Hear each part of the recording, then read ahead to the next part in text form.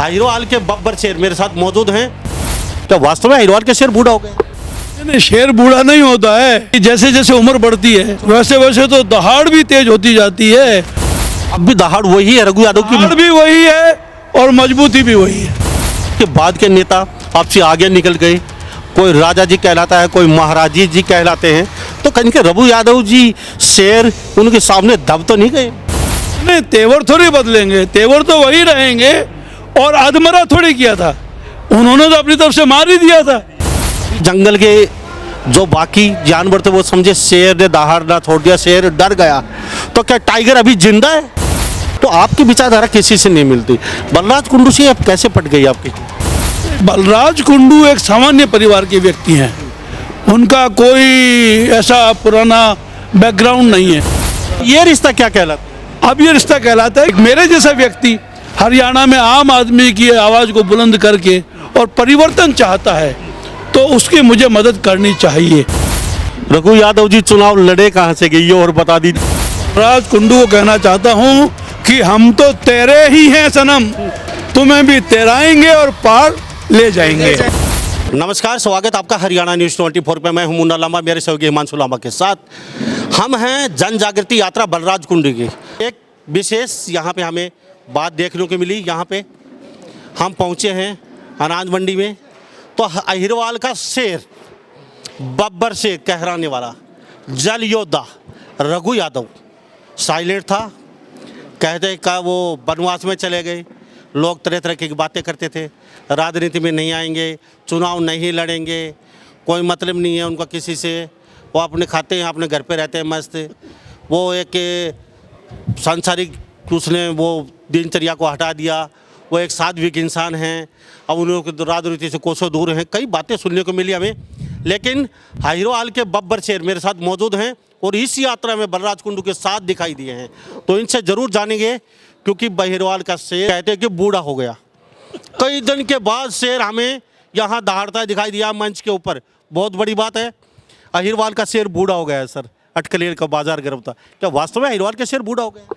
नहीं, शेर बूढ़ा नहीं होता है, अवस्था बदल जाती है, बाल वाल में परिवर्तन आ जाता है, पर बूढ़ा कैसे हो सकता है? बल्कि जैसे जैसे उम्र बढ़ती है दहाड़ना वैसे वैसे तो दहाड़ भी तेज होती जाती है और सोच भी मजबूत होती जाती है। अब भी दहाड़ वही है, रघु यादव की दहाड़ भी वही है और मजबूती भी वही है। कहीं आपके बाद के नेता आपसे आगे निकल गए। कोई राजा जी कहलाता है, कोई महाराजी जी कहलाते हैं, तो कहीं के रघु यादव जी शेर उनके सामने दब तो नहीं गए? नहीं, जो महाराजा जी कहलाते हैं, राजा जी कहलाते हैं, वो रेस में थे ही नहीं। वो तो आगे थे ही, लेकिन हम जिंदा हैं, यही हमारी जीत है। जिसको पैतृक रूप से कुछ मिला था, उसकी वजह से अगर वो एक कदम आगे दिखाई देता है या पीछे दिखाई देता है, तो इसमें उसकी क्या उपलब्धि है? उपलब्धि तो उस व्यक्ति की है जिसके पीछे नहीं है कुछ भी, जो खुद आम परिवार से आकर के खड़ा है और सबसे टकराता है और सबके बीच अपनी पहचान रखता है। रघु यादव जी बहुत ही सिंसियर नेता रहे हैं, कभी किसी से दबे नहीं। मुख्यमंत्री पीटे आपने, विधायक पीटे आपने, एमपी पीटे आपने, जल योद्धा बड़े लट खाए आपने। पुलिस ने मार के भी रामनोल में कि आपके साथ बहुत बड़ा एक ट्रेजेडी हुई थी, वहाँ पे आदर कर दिया था। आप कभी किसी के सामने झुके नहीं। तो क्या वो ही तेवर दोबारा देखने को मिलने वाले हैं? यानी कि आप बहुत कुछ बदल गया ये देख लेना बोलने से पहले, या फिर वो ही तेवर दिखाई देंगे दोबारा? नहीं, तेवर थोड़ी बदलेंगे, तेवर तो वही रहेंगे। और अधमरा थोड़ी किया था, उन्होंने तो अपनी तरफ से मार ही दिया था। और मैं अकेला थोड़ी था, भाई श्रीचंद जी यादव जैसे कितने ही लोग बैठे हैं, कम से कम भी नहीं तो 35-40 लोग थे जिनको उन्होंने अपनी तरफ से अधमरा और मराई कर दिया था। जेलों में गए लेकिन लड़े पूरे केस को, और वही तेवर है। और उस जलयुद्ध की वजह से ही आज दक्षिणी हरियाणा की, जहाँ नांगल चौधरी में हम बैठे, यहाँ की निजामपुर की, गोद बलावा की, ये जो धरती प्यासी है, इसकी आवाज़ आज पूरे हरियाणा में गूंजती है। और थोड़ा बहुत पानी आया भी है, ये उसी की बदौलत है। और ना केवल जलयुद्ध, बल्कि जो भी मुद्दे हम लोगों ने पिछले 35-40 साल के संघर्ष के दौरान उठाए, वो अब हमारे विरोधी भी पूरी मुखरता से उठाते हैं। तो इसका मतलब साफ है कि जो बातें हमने कही, जो समस्याएं हमने बताई, जो समाधान हमने सुझाए, वो 100% सच थे। इसीलिए हमारी मुखालफत करने वाले, हमारे को चुनाव में हराने की कोशिश करने वाले भी आज उसी मुद्दों को उठा रहे हैं। तो इससे बड़ा सत्य का प्रमाण क्या हो सकता है? रघु यादव जी, पूरा हरियाणा प्रदेश में हर बच्चा जानता है, हर बुजुर्ग तो, हर युवा, छोटा बच्चा अभी जो पैदा हुए हैं, अभी जो पढ़ रहे हैं +2 BA में, वो भी आपको जानते हैं। तो शेर कहीं दहाड़ना छोड़ दिया, तो कभी जंगल के जो बाकी जानवर थे वो समझे शेर ने दहाड़ना छोड़ दिया, शेर डर गया। तो क्या टाइगर अभी जिंदा है? जिंदा है, दहाड़ रहा है और ताकतवर है। ये तो बीच में कोविड का एक ऐसा काल आया कि जब सबको बांध दिया गया था कि भाई आप लोगों से संपर्क ना करें, क्योंकि ये महामारी है और ये महामारी कितना विकराल रूप ले सकती है, इसको ध्यान में रख करके अपने आप को आप कन्फाइंड रखिए, सबसे अलग रखिए। वो जो 2-3 साल कोविड के बीते उसमें ऐसी अफवाहें उड़ाई, लेकिन हम तो चूँकि नियम और कानून को मान के चलते हैं, इसलिए हमने कोविड के सभी नियमों का सख्ती से पालन किया। अब आप चाइना देख लीजिए, वहाँ लोगों ने थोड़ी ढील बरती थी तो कितना बुरा हाल चाइना को आज देखना पड़ा है। तो हम जैसे समझदार व्यक्तियों से ये उम्मीद नहीं की जाती कि हम कोविड के सरकारी कॉल के बावजूद ये परहेज़ ना करें और लोगों के बीच घूमते रहे। रघु यादव जी, अब बहुत ही सेंसियर नेताओं में गिनती होती है आपकी, चाहे कोई बड़ा मुख्यमंत्री बनो, चाहे तुर्रम खां बनो, सभी आपको जानते हैं, चाहे नया हो चाहे पुराना हो। आपका नाम जुबान पे आता है वो साइलेंट हो जाते हैं, एकदम सोचने पे मजबूर हो जाते हैं। बोलने से पहले अगर रघु यादव के बारे में कुछ अनाप शनाप मुँह से ना निकल जाए, अगर रघु यादव बहुत ही गर्म दिमाग के नेता है। तो मैं ये एक बात जानता हूँ, आज आपने मंच साझा किया बलराज कुंडू का और जन जागृति यात्रा, तो आपने कहा है कि चंडीगढ़ तक जहाँ भी मेरी जरूरत पड़ेगी मैं साथ हूँ। तो आपका विचारधारा बलराज कुंडू से मिलती है? आपने पहले किसी के पास आपकी विचारधारा नहीं मिली। आप कहते हैं ये खाली नेता पैसा कमाने के लिए बनते हैं, लोगों को दुखी करने के लिए बनते हैं। आपने एक इंटरव्यू में कहा था ये कोई राजनीति थोड़ी है, किसी को न्याय नहीं दिला पाए, किसी का काम नहीं कर पाए, और हमारा मकसद होता है लोगों को काम करवाना, लोगों के घर तक सुविधा पहुंचाना, उसके घर तक हर मरहम पट्टी जाके सुख दुख में साथ रहना। ये तो वोट लेते फिर 5 साल आते ही नहीं हैं। तो आपकी विचारधारा किसी से नहीं मिलती। बलराज कुंडू से अब कैसे पट गई आपकी? नहीं, बलराज कुंडू एक सामान्य परिवार के व्यक्ति हैं, उनका कोई ऐसा पुराना बैकग्राउंड नहीं है, सामान्य परिवार के व्यक्ति हैं। फिर इन्होंने शिक्षा हासिल करके जो बिज़नेस इन्होंने किया उसमें बहुत उन्होंने ऊंचाई तक अपने आप को स्थापित किया। फिर वो स्थापित करने के बाद उन्होंने वो जो कमाई है, जो करोड़ों अरबों की संपत्ति बनाई, उसका उन्होंने कोई महल या चौबारा बनाने में इस्तेमाल नहीं किया, बल्कि अपने क्षेत्र की जो कन्याएं हैं उनको स्कूल पहुंचाने के लिए साधन उपलब्ध कराए। तो जिस महम के अंदर कन्याएं 36% जाती थी, आज 96% जाने लगी हैं।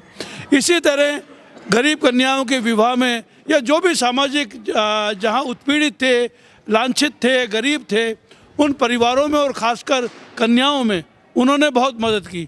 उसी की वजह से वो आज विधायक बने। और विधायक बनकर के भी ऐसा नहीं है कि वो केवल तनख्वाह लेते हैं, बल्कि जैसा मैंने देखा है, सुना है, जाना है, वो विधानसभा में भी बहुत एक्टिव है। और कहा तो ये जाता है कि हरियाणा विधानसभा में विपक्ष के नाम पर अगर कोई है तो कुंडू ही है।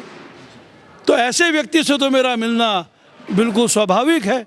और बलराज कुंडू आज मेरे क्षेत्र से, नांगल चौधरी से, अपनी इस पदयात्रा को, लोक जन यात्रा को निकाल रहे थे और उनका मुझसे आग्रह हुआ कि आप नारियल तोड़ करके। पहले रघु यादव अकेले ऐसा नेता है अहिरवाल क्षेत्र से, किसी नेता को, किसी विपक्ष के नेता को, किसी पार्टी के नेता को नहीं बुलाया। सिर्फ रघु यादव, यानी कि टाइगर अभी जिंदा है, सिर्फ रघु यादव को ही क्यों बुलाया इन्होंने और किसी को क्यों नहीं सुना उन्होंने? नहीं, मैं तो मेरे साथियों के साथ रहा, हमें किसी को कभी बुलाने की जरूरत ही नहीं पड़ी। हम जिस भी चौक पे, चौपाड़ में, कस्बे में खड़े हो जाते थे, वहीं हजारों का हजूम लग जाता था। ये रिश्ता क्या कहलाता है? अब ये रिश्ता कहलाता है कि एक मेरे जैसा व्यक्ति हरियाणा में आम आदमी की आवाज़ को बुलंद करके और परिवर्तन चाहता है, तो उसकी मुझे मदद करनी चाहिए। तो बलराज कुंडू कामयाब बने और बहुत उनका अभियान सफल हो और 24 के चुनाव में ये ना केवल एक पार्टी बनाए, बल्कि वो पार्टी ये जो हरियाणा में लीपापोती की एक परिपाटी चल गई है, उन सब पार्टियों को दरकिनार करके हरियाणा में सत्ता काबिज करे, जैसे दिल्ली में हुआ, जैसे तेलंगाना में हुआ, जैसे आंध्र प्रदेश में हुआ, तो ऐसा ही हरियाणा में भी हो। और मुझे विश्वास है कि बलराज कुंडू जिस पूरी ईमानदारी के साथ चल रहे हैं, और अगर 24 सन 2024 तक अपनी स्पीड को इन्होंने कम नहीं होने दिया और नए और अच्छे लोगों को साथ लेकर बढ़ते रहे, तो आप देखना 24 में परिवर्तन होगा और हरियाणा में नई पार्टी नहीं बल्कि नए लोग बलराज कुंडू के साथ सत्ता संभालेंगे। और हरियाणा में जो ये भेदभाव का और ये जो भ्रष्टाचार का एक ये परिपाटी चली आई है, उसको ख़त्म करने में हम कामयाब होंगे। हम कामयाब होंगे। तो ये रिश्ता कहीं ना कहीं रघु यादव जी चुनाव लड़े कहाँ से गई, ये और बता दीजिए सर। नहीं, रघु यादव चुनाव लड़ेंगे लोकसभा या फिर विधानसभा के? रघु यादव लड़े नहीं, सृजन यादव हैं और अनेकों यादव हैं, वो लड़ सकते हैं। साहब आपके नाम है, आपका फेम है, नए चेहरे को बड़ा स्ट्रगल करना पड़ेगा, नाम कमाना पड़ेगा। वो बलराज कुंडू को और उसकी टीम को तय करना है कि मुझे लड़ना चाहिए कि नहीं, और लड़ना चाहिए तो कहाँ से लड़ना चाहिए। लेकिन सृजन यादव है बेटा हमारा, ये लड़ना चाहता है तो ये भी लड़ेगा। सर चलते चलते एक बात और जानना चाहूँगा, आपने एक इंटरव्यू में कहा था पॉलिटिक्स से मेरा दूर दूर का नाता नहीं रहे, मेरा मन बहुत दुखी है। हर फिल्म में आपने कहा था, पिक्चर देखी है, रेपिस्ट, गुंडा, बलात्कारी, रिश्वतखोर, नशाखोर नेताओं को दिखाया जाता है। तो ये कमी कहाँ है? नेताओं की है, राजनीति की है? हर फिल्म में उनको गुंडे के रूप में पेश किया जाता है राजनेता को। तो कहा मेरा मन भर चुका है राजनीति, मेरी उनकी सोच अलग अलग है। तो ये दर्शकों की भावना होती है कि वो चोर, रेप और गुंडे ही देखें। हम दर्शकों को बदल देंगे। दर्शक ही चाहेंगे कि भाई हमें ऐसे लोग जो जनता को साफ छवि के साथ सुधारें, ऐसा। तो वो दर्शक जब बदलेगा तो ये फिल्में भी बदलेंगी। तो टाइगर फील्ड में अभी लगातार दोबारा दिखाई देंगे? बिल्कुल 100%। Thank you. हमें बिल्कुल जी, बहुत बहुत धन्यवाद। मेरे साथ ये रघु यादव जी बने होते खास बातचीत में, हम निकलेंगे और ये हमारे साथ यहाँ रघु यादव के साथ कंधे मिला के चल रहे हैं। आने वाले समय में मैं आपको बताता चलूं कि रघु यादव बहुत सख्त से शेर हैं, तो कभी किसी से डरे नहीं, किसी झुके नहीं किसी के सामने। और आज इनका बलराज कुंडू के साथ कहीं ना कहीं मेलजोल, यह रिश्ता क्या कहलाता आप समझ गए होंगे। हम तो डूबेंगे सनम, लेकिन साथ आपको भी ले डूबेंगे।